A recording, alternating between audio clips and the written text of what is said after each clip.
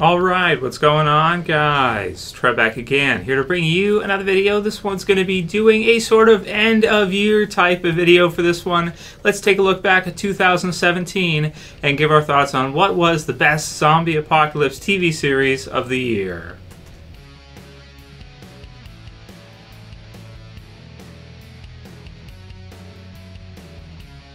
And as per usual, I'll put the link in the description so you guys can go ahead and check this one out from comicbook.com. It was Brandon Davis that came up with the topic, so all credit goes to him. Wanted to weigh in on this one and give my thoughts on it as well as the article because I do think it's really cool. So check it out, guys, if you're interested. If you're a fan of The Walking Dead, Fear the Walking Dead, zombie apocalypse stuff in general, I think you might like it. So right away, I think we can kind of rule out Z Nation, right?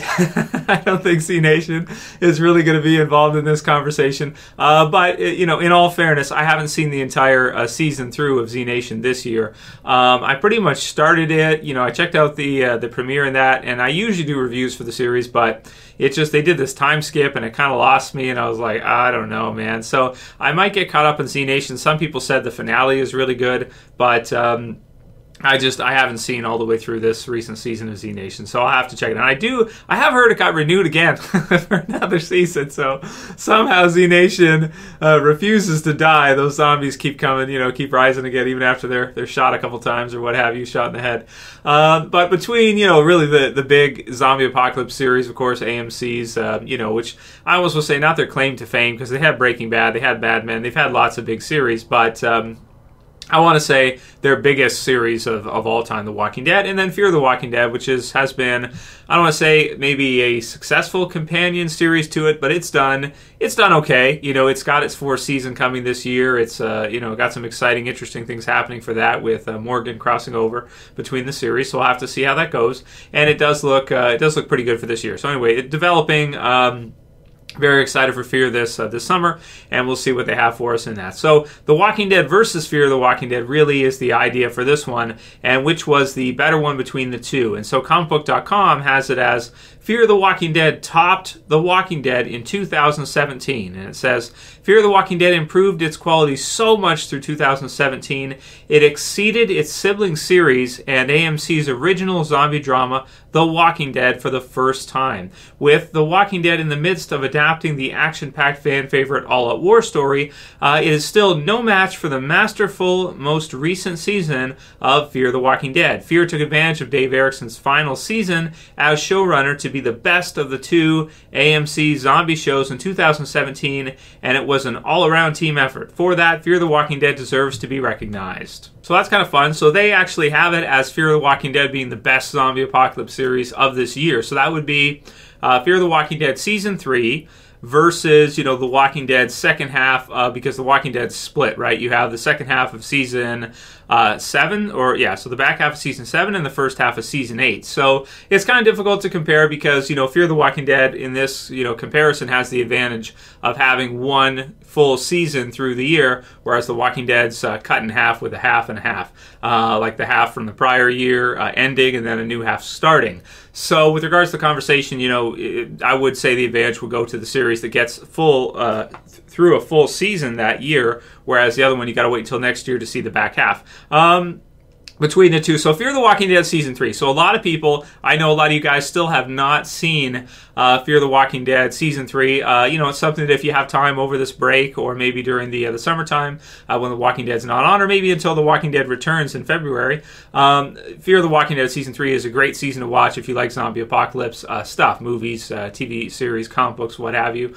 It really was amazing, and I think that the reason why they probably went with Fear here is because it's so vastly improved in Season 3 versus the first couple seasons. I mean, Fear the Walking Dead Season 3 really was amazing. You know, you got to see just tons of different things. Really, the pacing of the season was crazy. It was really insane. Rather than like with The Walking Dead where you have one storyline that will go all the way through maybe multiple seasons. Like the Negan stuff, pretty much it starts at the end of season 6 with the double death. We get to see it in the season 7 premiere, so they really make good mileage with Walking Dead out of the story arcs they're going to go through. They really can stretch those out sometimes. So season 6 premiere all the way through season 7, first half of season 8. All this stuff is with Negan, of course. The second half of season 8 will most likely be pretty much all Negan as well too. So you get like 2 full seasons with the one villain.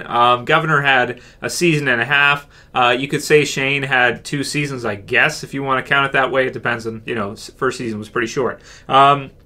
But you have Fear in comparison, which in season 3 it just blew through like all these different story arcs, and they had multiple things going on at once, where it was it was impossible to predict what was going to happen.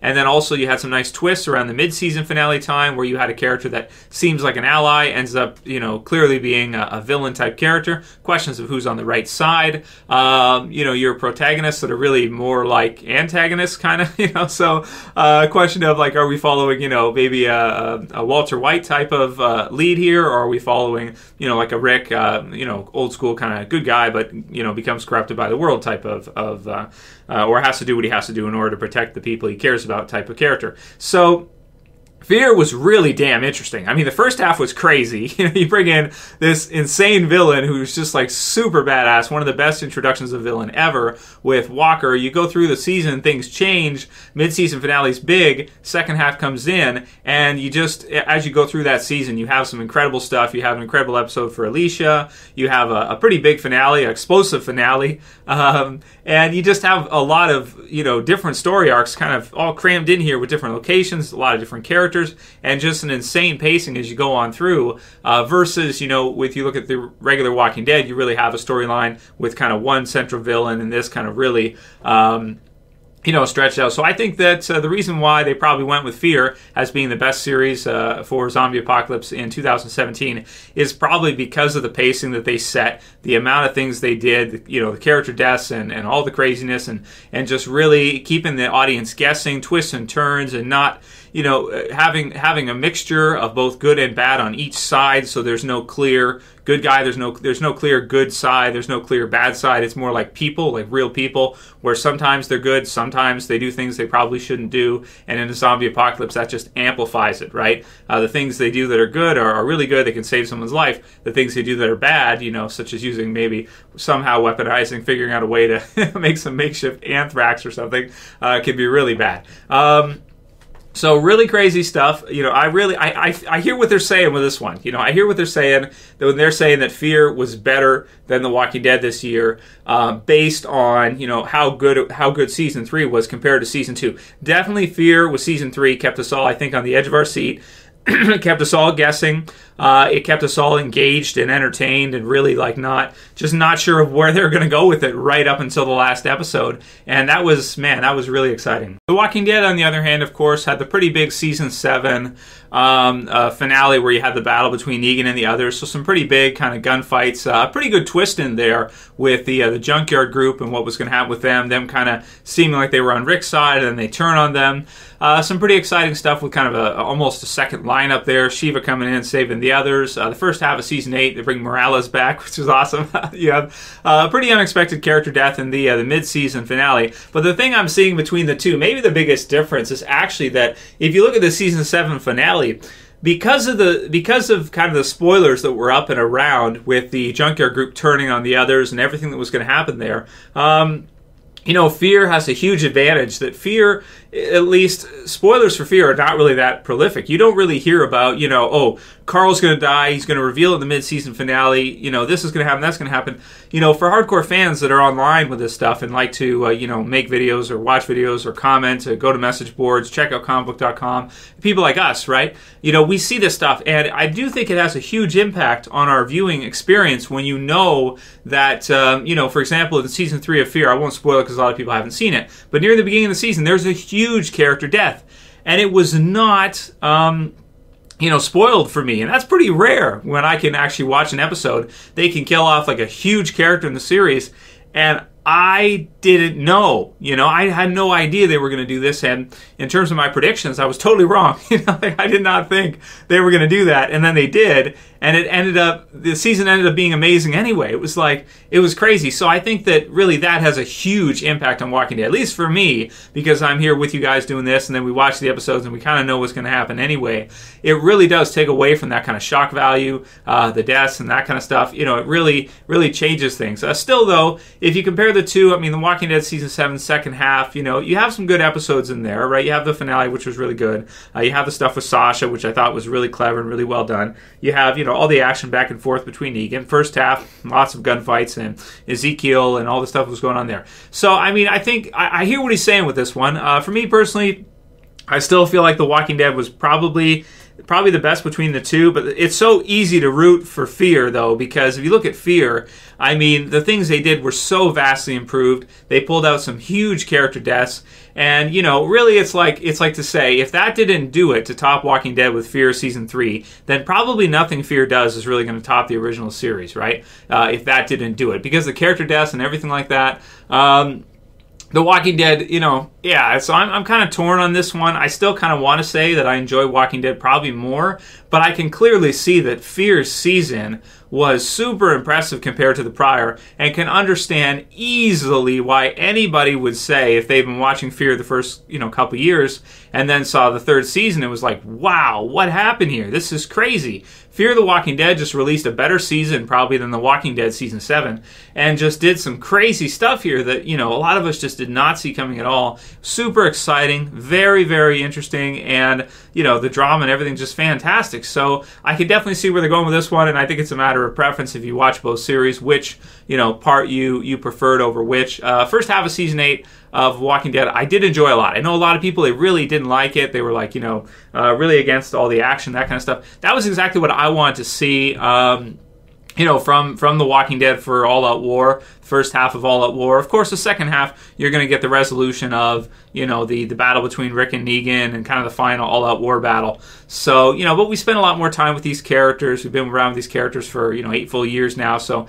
it's not really a fair comparison, but I can definitely see why anybody would pick Fear the Walking Dead over The Walking Dead this year. No problem. Yeah. There is also a pretty cool article to deal with spoilers. I'll put the link in the description as well, too, from the actor who plays Alden, who is one of the saviors there that's imprisoned at the Hilltop right now, who kind of went after Jared for trying to escape and that kind of thing. And he seems like a really nice guy. He seems like a savior that is a good guy. So that's pretty cool. So he kind of explained in a comicbook.com article as well, too, all the different security measures they have, or secrecy measures, for the series, and that not everybody gets all the entire script for every episode. So the different actors that are involved, they just get their lines. Like, they just get, like, maybe, a little snapshot, what they have to say, their direct lines, and then maybe like a little bit about, the scene or this kind of thing, so they can work with it. But as far as like getting the entire, script, they don't even get the whole thing,